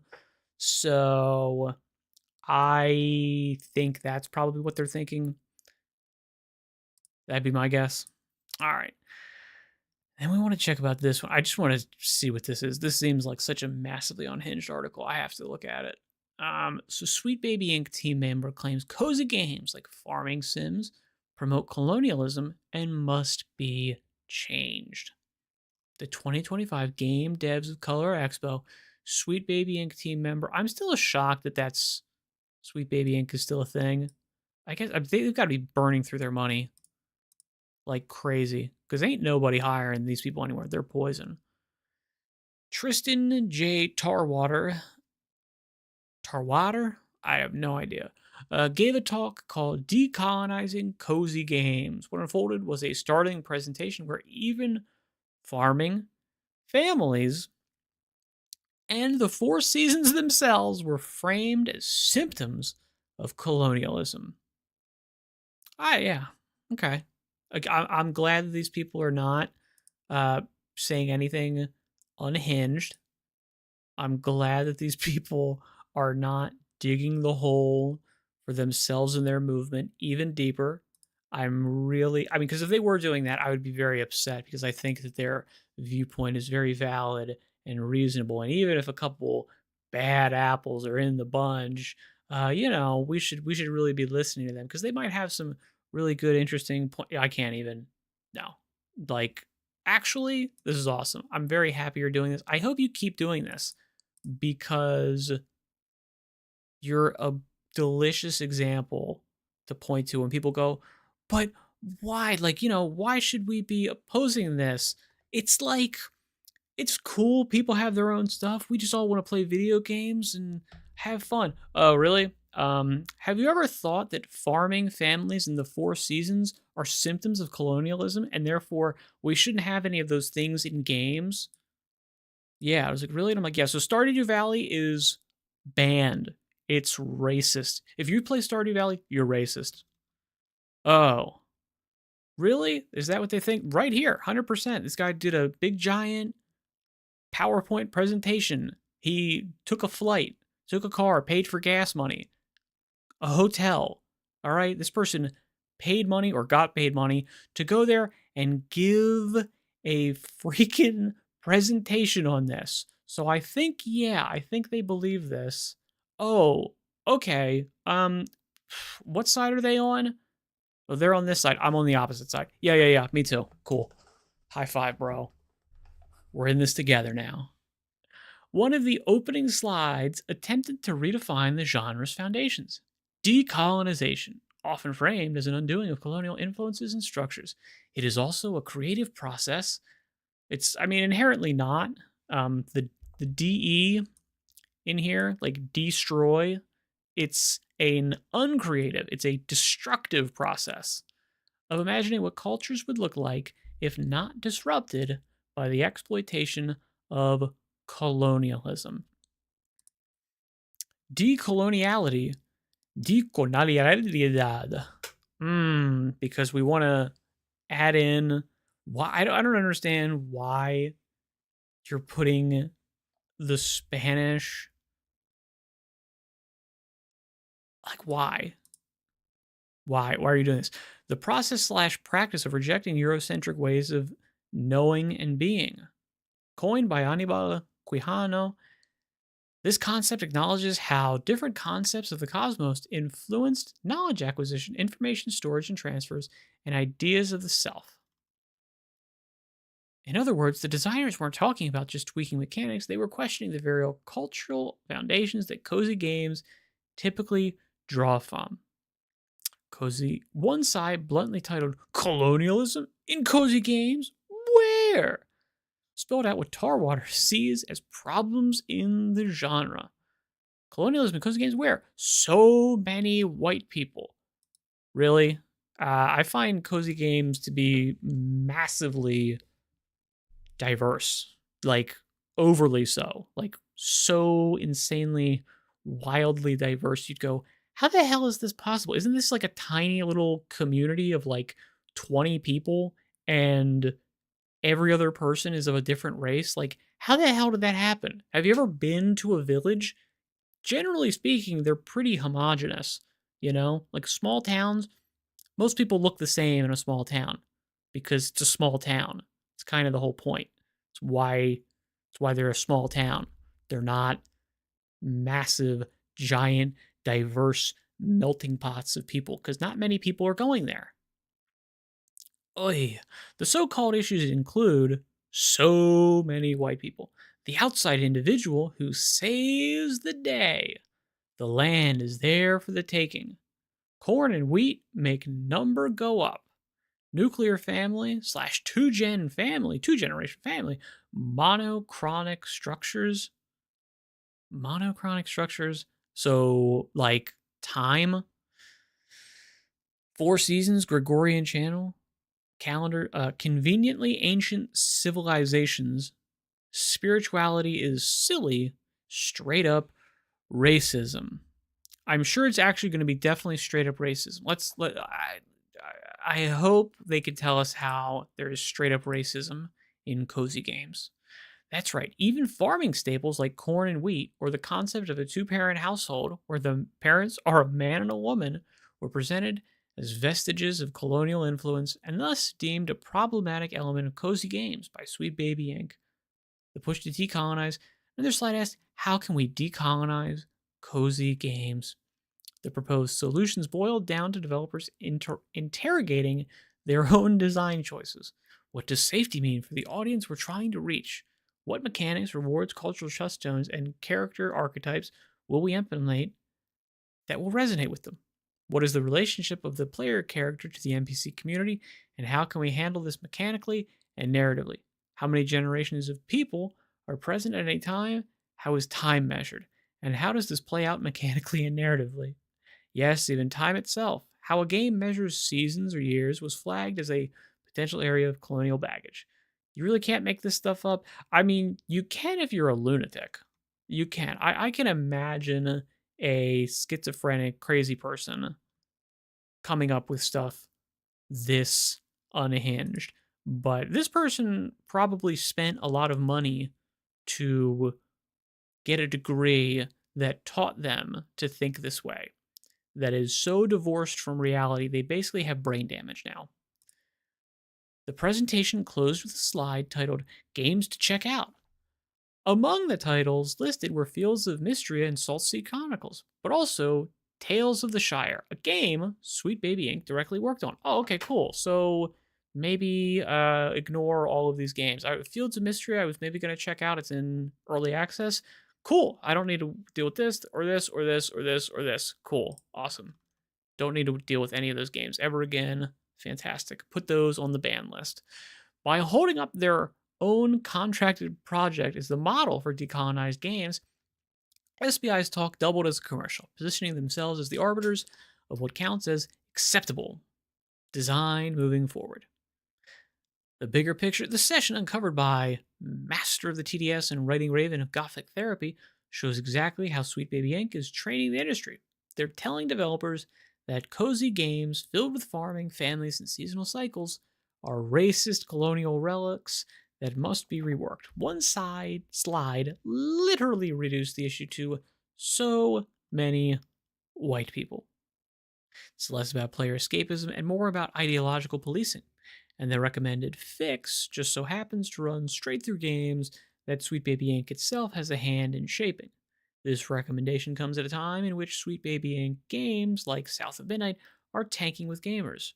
So yes, please spend money to hire us to consult for your games. make developing your game a nightmare because you have to deal with consultants, and then lose money on your game because we made it crap.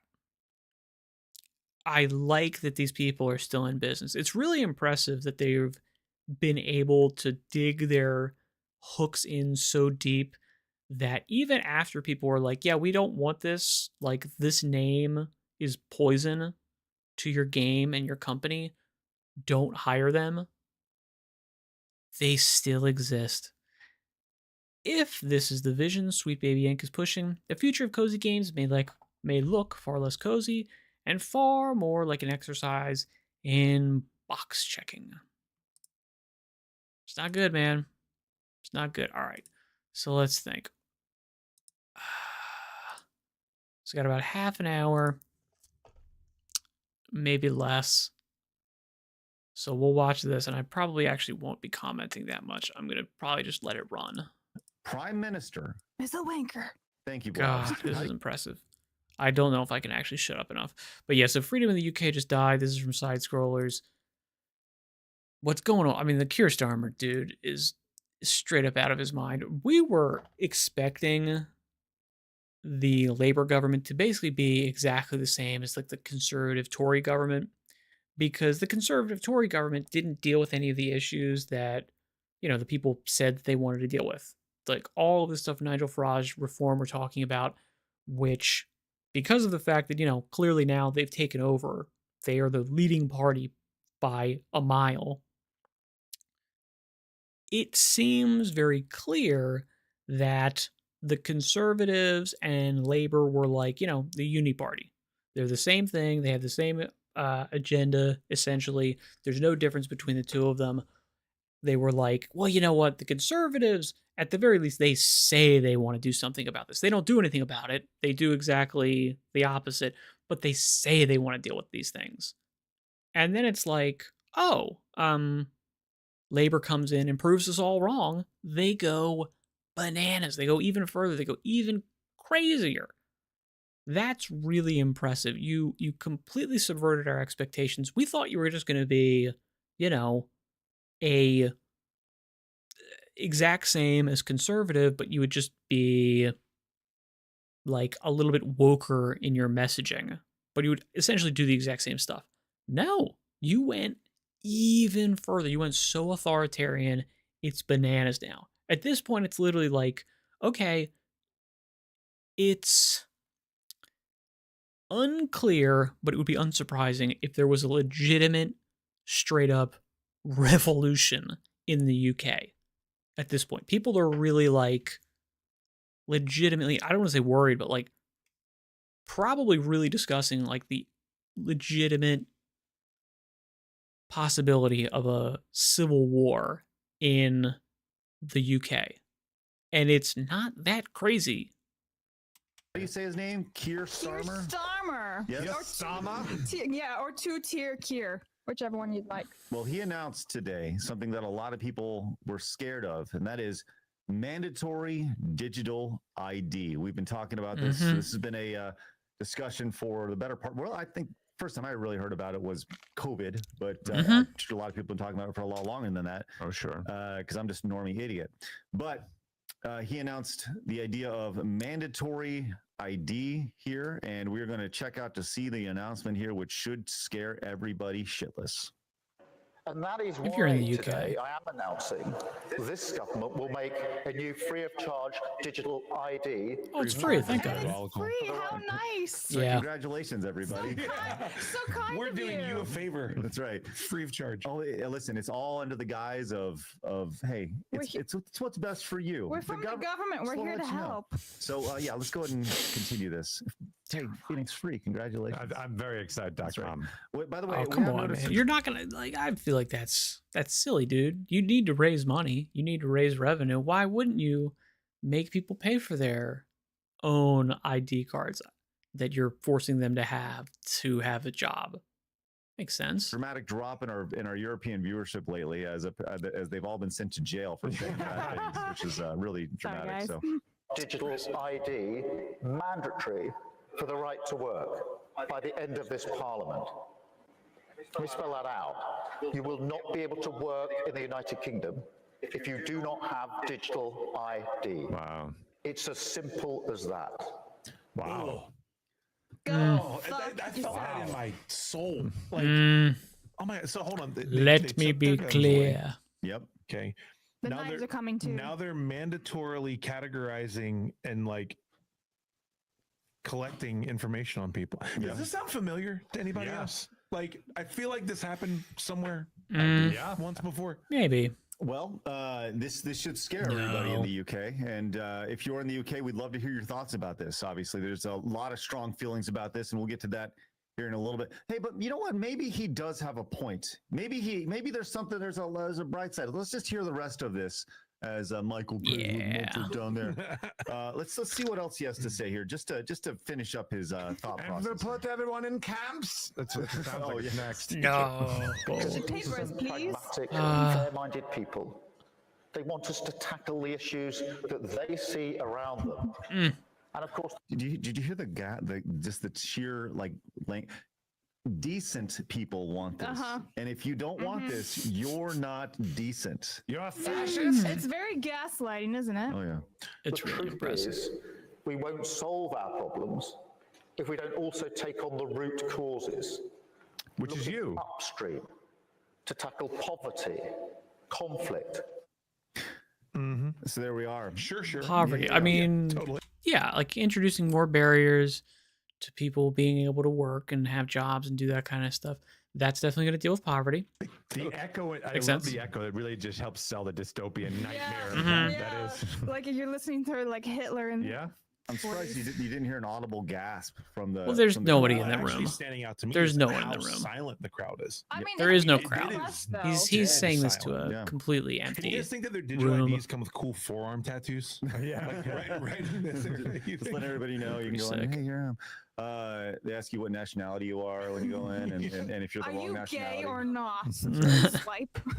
Just total side note about that question. We were talking to Michael about Yeah. this yesterday, right? The idea that he was like several years ago, he said he was like interviewing or filling out an application for a job.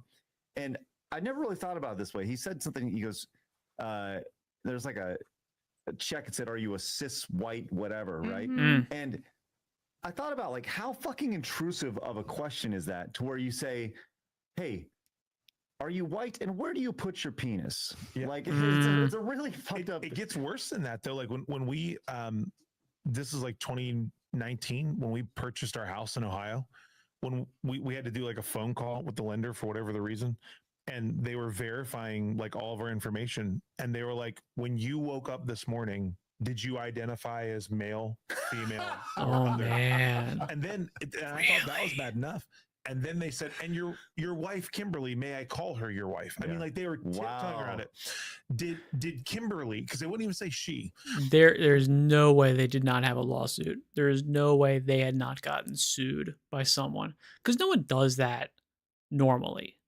I don't care how, like, because this is Ohio. Ohio's not that like super progressive. That just normal people that are working in a real estate office are going to actually say that stuff organically. So those people got sued by some like trans person who, was like baiting them to do that. When Kimberly woke up this morning, did Kimberly identify as male? I'm like, what? Man, What this are we is 2019? Yeah. Wow. Mm-hmm. Well, maybe They had gotten sued. Almost certainly. Kieran Star, what's his name? Oh, Kier. Stama. Yeah, Stama. Hitler. Maybe he will. Hitler in training. Maybe he'll wake up as a woman one day. Let's go to continue here because there's more. Karen Starmer. Yeah, there's more, and we need to know why. Why That's probably good. specifically do they want to do this? Right? Hey, you have to have this to make money in the UK. It's as simple as that. Yep, that's it. It's as simple No as that. discussion. No discussion at all. But here's some breaking news, and but there's logic behind this. Okay, logic. Yeah. Breaking news now. Digital ID will be made law for all adults in an effort to tackle small boats. Downing Street believes that a mandatory ID card system will help stop illegal immigrants working. Let's bring in our political correspondent. Yeah. Oh my God. What's that? It's going to stop illegal immigrants from working. And I'm like, wouldn't they already be like working illegally? And they're already like, because I mean, if they're illegal, they're not citizens. They're not getting paid in like the normal payroll stuff, right? Like that's a lot of what happens in the US is, you're getting paid under the table. They're not on the payroll, and therefore, like their stuff's not getting taxed. That's why they're getting paid less. I would imagine it's the same in the UK, or were you just like, nah, it's cool, they're illegal, they get to do the normal stuff. Yeah, that'd be great.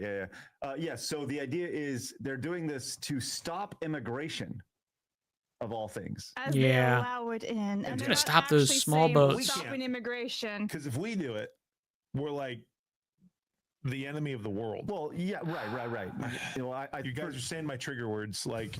Yeah, I mean, look, they're all, everybody who is against this is now a racist For and a like the bigot. last 10 years. That's right. We've been watching since around 2016. The funny thing is, right, they're not actually stopping immigration or anything. They're not doing anything to stop it. They're just like, we're doing this instead. Well, no, but now we have a solution to stop the immigration blast, that is mandatory digital ID. By still allowing them in, but giving them this forced thing on the internet. That's totally going to stop them from coming over. But it's free. All right. That is a good point. It's free. Buy one, get one free. Let's continue. Get a free hot dog visit. What more do we know? Psycho and Chad just nailed it and said, just imagine if Donald Trump wanted this. Yes, absolutely. Just imagine if Donald Trump said hi. Yeah, like I mean, if Donald Trump were to say like we're going to have voter ID, so that you can, we know who you are when you're voting. Not for a, like necessary part of human existence, which is like, working, having a job, making money. Voting. That would be crazy. But digital ID for, basically existing in a country, you have to have it. No, whatever. Obviously, I'm imagining people are going to actually be pissed about this. But, I mean, I'm not seeing... Let's see. Maybe this lady is going to say, this guy's a lunatic. Okay, let's hear how the news is representing this. This is interesting because this is something that has been spoken about a lot. Tony Blair, for instance, has been talking about this for years and years as what he always believed was one of the best ways to try and reduce illegal immigration and the ability for people to work illegally here in the UK. But Sky News understands that we will have an announcement, could be as soon as tomorrow, from the Prime Minister on these mandatory ID cards, an ID card system, the Brit card. So they are working. So they are working illegally. Yeah. And essentially, what this will mean will be mandatory for all adults here in the UK. It will make it easier for employers and for landlords to make sure the lag is hilarious. To actually have the right legal immigration status here in the UK. They can do it using a smartphone app. It's also, according to the government, going to make it easier for people here in the UK to essentially prove their status or their ability to kind of qualify to be able to work here in the UK. Think about that. You have to prove your status to be able to qualify to work, right? Can I just go one step further real quick? Yeah, please. Then it's going to be you need ID to sign into social media. But then that's connected to... So that's already there. Social media will then be connected to your ID. 100%. And then there you go. There's you the got like Chinese dystopian, hellhole future that you Oh, got yeah. right there. Yep. Credit system, social credit system. Oh, we're there. We're there. The tweet directly from Fuckface says, I know you're worried about the level of illegal... See, once again, it's always guised around like, hey... I know you're worried. I'm here to help you. Even though you fucking created this issue in the first place. It's fine. Right.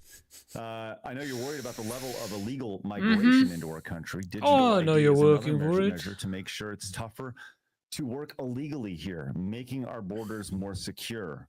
Ours is a fairer Britain, built on change. I mean, I gotta be honest, if you're working illegally, I would imagine that means that you're not following whatever the current British law is on working. So why would this digital ID hit the people that are already working illegally? Kind of seems like it would actually be only hitting the people that were working legally. Because those are the people that are following the law. If you change the law, you're really kind of only targeting the people that are, following the law, as opposed to the ones that are illegally doing stuff. The people that are avoiding laws already. Not division. I love it. Retard Finder found the Prime Minister. That's right. Oh, man. Asmongold, both of them ratioing them. I told you this shit was going to happen, but nobody wanted to listen, right? I think everybody wanted it to listen, and everybody hoped it was not true. Rejected this multiple times, so much so that there's actually a petition out since this announcement. Let's play the game. How many people have signed the Parliament UK petition asking not to introduce digital ID cards? How many? Oh, I'm curious. What's the population there? The population of the UK. I want to say it's 30 million. That's a good question. I think it's like 30 million, something like that. Yeah, I think that's right. Wow, I feel like it's more than that. I would Population of the UK. There we go. And when did this petition? When was 40? it created? This petition? In the last 12 hours. Yeah. So, by the way, population of UK 68 million. Oh, okay. Never mind. That's in mid 2023. Okay. So, yes. So the total number of Way people off. who have signed this that are asking not to do this just in the last several hours. All right. The initial goal was 100,000. It surpassed it by. I'm gonna say like 50,000 people already. Wait, hold, back up. You said 50,000. Didn't you just say 1,000 people signed it? No. I said the goal was 100,000. 100,000. Oh, okay. Yeah, they've already beat the goal by 5. So, I'm gonna say 200,000. You said there's 60 million there. 68 million. 68 million. Right. So, Phoenix, have you seen? No, I don't know the number. I'm gonna say like 500,000. There's such cucks there. I'll say 500,000. Yeah. I can't wait to do it. Ray? I'll go big like that. There's a little over a million. Let's say a little over a million. Any guesses over there? 750,000. Michael's got 750. The correct answer, close without going over, would be Ray with 1.2 million. That is updated right now. Look at me go. You see, Look at me, good. right there. And good for them too. Good. Yes. But there was something else that they were trying to do, like really, like they're really pissed off in the UK. You think? They are. They're really pissed. Hey, how'd that happen last time a group of people in the UK got pissed off? How'd that go? Pretty good. Didn't really do anything. Yeah. Hey, I don't know what you wonder why. I mean, I'll be totally honest. What? Yeah, like what are you referencing? Because last time anybody got pissed off in the UK, nothing happened. Look at this stuff. I mean, like we can all laugh and joke about like their social media. Don't say anything mean on social media. Like this is getting like Minority Report levels. Where were they? I'm happy they're showing up now. Where were they for the decades that this shit was happening? Yeah. It's That's the whole point. Yeah, no, that's accurate. All right. Well, let's get to a little bit more coverage here. The house is on fire. I should put it out now. Yeah, good Did you job. see the video on social media this week of like the British police officers attempting desperately to break into the door of the house? Yeah. And they've got the Yeah. jack and they're like swinging it and they can't even pick it up. They got a guy that's like taking 3 pieces of a fence that fell off and he's trying to stack on top of each other and they just can't. They just can't do a thing. Yep, I did see that. That was really honestly sad. It was like 2 minutes of them just trying to break into the door. Wait, why are they trying to break into the door? They were trying to arrest somebody for something they tweeted. I think I kind of look at it. Maybe it was police training or something. But either way, like it was. No, it was definitely not training. They hit the door like 17 times. And hitting it is like generous. Right. A little love tap. No, it was the weakest I've ever seen. Yeah, it was like if I went to a door and went like. Yeah. But yes, they were approaching. Anyways, it's the UK is in a sad spot. Let's get a little bit more information about this. It's not good for you guys. Yeah, just to a little bit more here. T's and P's, thoughts and prayers, guys. Yeah. Why should we have digital IDs? Because you can't control our borders. Here's a. She's an MP. Yes. So here's the question. A sheep. Your plan. Are you on the wrong side of the argument? No, I mean, we've been really clear that at the moment, people are coming to this country and working illegally in the shadow workforce. That's not something that's okay. It means that workers get exploited, but also it is a pull factor for people coming here in the UK. And I know from conversations that I have with my constituents that people really want us to address the issue of illegal migrants. And these digital IDs that mean that you have to have a digital ID in order to have the right to work is a really key part of lowering illegal migration. But why should we all have to have digital IDs? Because you guys can't control your borders. Because it's important that... Yeah. I mean, again, I'm like, this is the kind of thing where it's like, it's the exact same argument for like gun laws. Like, okay, you can introduce more gun laws, but guess what? The gun laws are only going to affect people that are already following the law. You're only targeting law-abiding citizens when you introduce more gun laws or, you know, generally speaking, more laws in general. They're only targeting law-abiding citizens. If you've already got people that are clearly not going to abide by the law, introducing more laws is not going to affect them. It's not going to affect their behavior because they've already demonstrated they're happy to do illegal shit. So why would this, you know, digital ID thing stop people that are working illegally from continuing to work illegally? You would imagine that there already is a whole bunch of stuff they need to do to work in the UK legally. They're not doing that. Introducing more stuff is not aimed at them. It's aimed at people that are legally working. Well, I can't say the word. Follow-up question. Follow-up question. But when we get rid of all the illegal immigrants because of the digital ID, who's going to do the jobs that the rest of the Brits don't want to do? Listen, stop.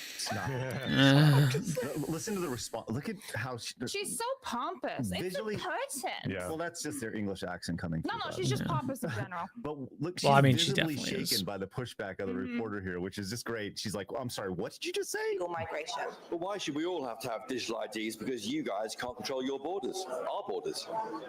Because it's important. Because it's important. You idiot. You dumb. You stupid idiot. Don't you get it? Understand? Oh my gosh.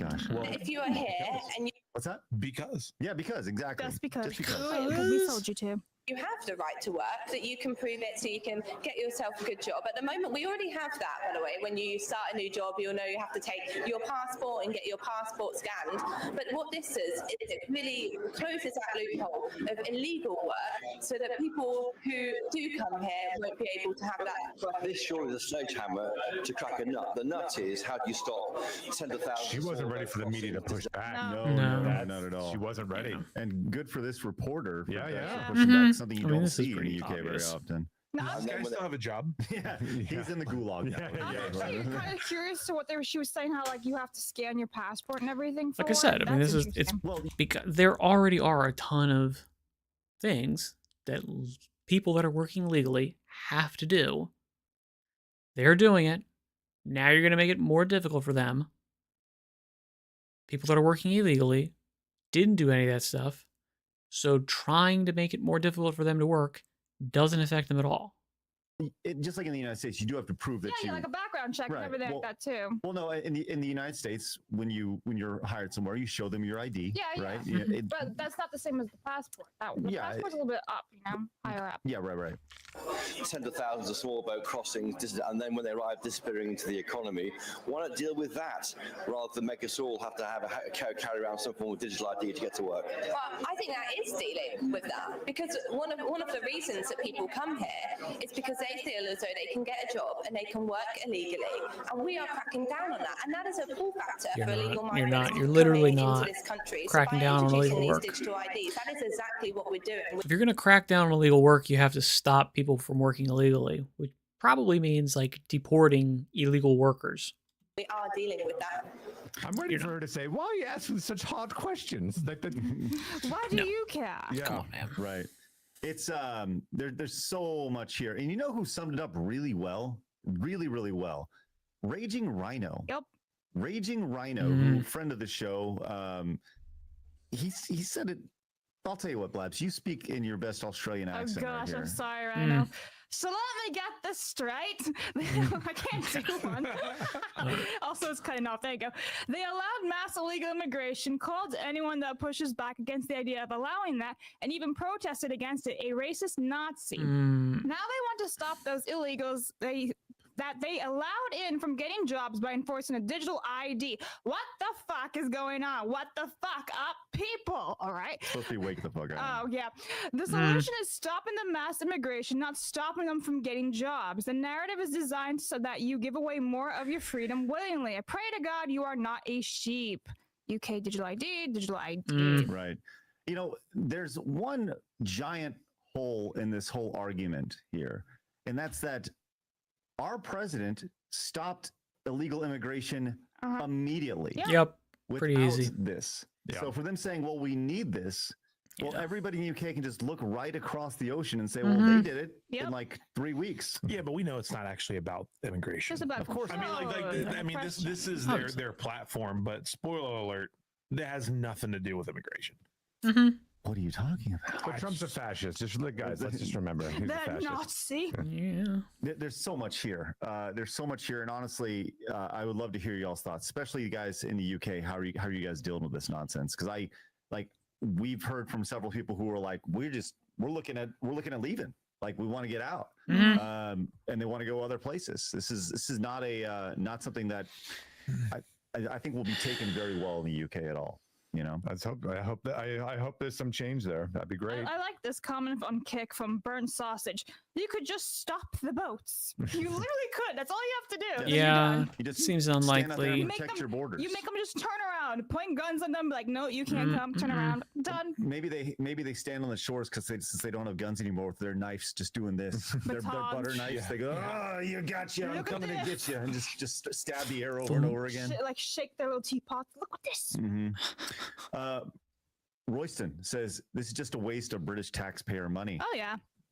What? It's not like they've got a debt They have crisis or plenty to anything. spare, you know. JH says, what is to stop the UK government from registering illegal immigrants as citizens through digital ID? If digital ID were the path, And then let them vote and control. we have this, another wonderful. And I think UK they actually said something along the lines of like, yeah, you know, they can just do it through like an app. Oh, let me actually go to the first part real fast. It says, U.S. uses guns. U.S. uses guns, yeah. Yeah. I thought you said us. Keep going. Go ahead, Vlad. U.S. uses guns are a flex, but how did they protect you from YouTube censorship or Biden era jailing? They didn't save Charlie. One bad election and you're the UK 2.0, unless you're actually willing to use them. And then part two, Trump pardons 23 peaceful pro-life activists jailed under Biden. How many went to jail over J6? So please spare me with, we've got guns. That's one of the dumbest comments I've ever heard in my entire life. Uh-oh, savage. Go ahead. No, I mean, I'm sure you can take over here. Correct it. I mean, look, insultingly stupid. It's thanks for the super chat. I'll be nice. Thanks for your support. It's an ignorant comment. Yes. I truly mean that by the definition of the word ignorance. Ignorant meaning you don't have experience. You've not walked it. You're across the pond, as you'd like to say, throwing, bricks at a glass house right now. Like, yeah, you want to talk to me about our freedoms? Yeah, we've had some stuff going on. We've absolutely in this country had some stuff.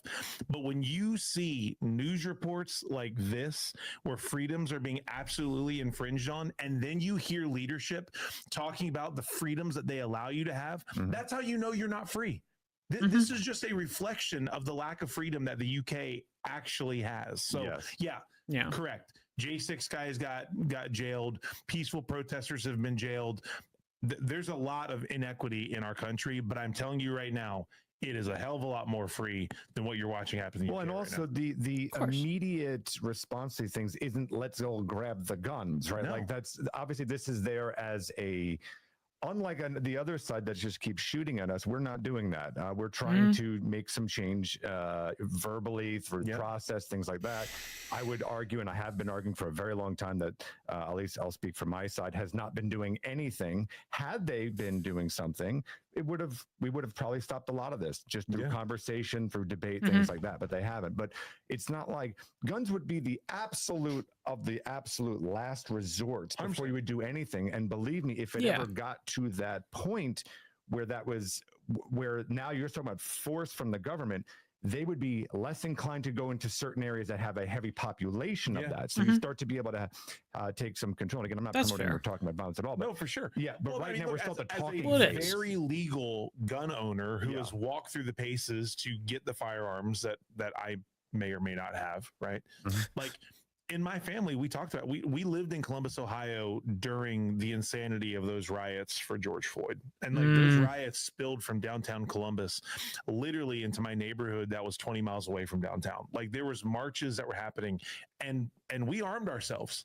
And we sat down as a family and discussed, this is the point where the gun comes out. If this happens, here's what you do, kids. Kids, here's where I need you to go. If you hear like I don't think that people in the UK realize the responsibility that or the weight that responsible weapons owners actually feel. Well, they're just like told we're gun-toting maniacs. That's why. Right. Like we're not. Of course not. Right. Yeah. I mean, now there are lunatics the same way as there are lunatics in the UK walking around running over people in their cars and stabbing people with every butter knife they can find. But the reality of it is responsible American gun owners carry a very heavy weight. It's a burden that you carry. When I'm walking through Florida, which thankfully is a constitutional carry state now, and I have a gun on my hip, I'm freaking out about who's walking behind me because I don't want someone to grab it. Like it's something that you're aware of. Like I'm not walking around Walmart pointing my gun at every single person that I disagree with. It is the last resort, absolute last resort. Yeah, I think that's one of the more fascinating things about when somebody is not aware of gun culture, right? They have no idea. Like if you ever go into a range, it is the safest place you will ever be. And if someone's not safe, the 5 other people in the bays next to them are forcing them to be safe. Like it's head on a swivel in a gun range. I mean, I was in one probably 4 or 5 years ago, and a guy was being an idiot. And he didn't do anything, like he wasn't like pointing at himself or whatever, but like just his generalized handling of the weapon was unsafe. And no less than 5 people walked into his bay and they're like, hey brother, not sure you actually know how to handle that thing. Let me show you some stuff. Right. And then as it progresses, then it's like, take it away from them. Yeah. You know what I mean? Like that's gun culture. Yes, for sure. And those who don't understand have no idea. No, like it's, but I get it. I get it because they're scary. That's why it's but that's where the ignorance comes in. Yes. Well, and also the media, what the media is telling everyone else too. Again, we're all right, so actually we wrapped up at the exact time that I said I was going to. Perfect. I would like to go on a little bit longer, but I think I might have to help some people move some shit today. So I gotta get off early. Might end up being a waste of time. I don't actually know that they're doing it, but I wasn't able to confirm before we started streaming. So I will say thank you very much for your time and attention.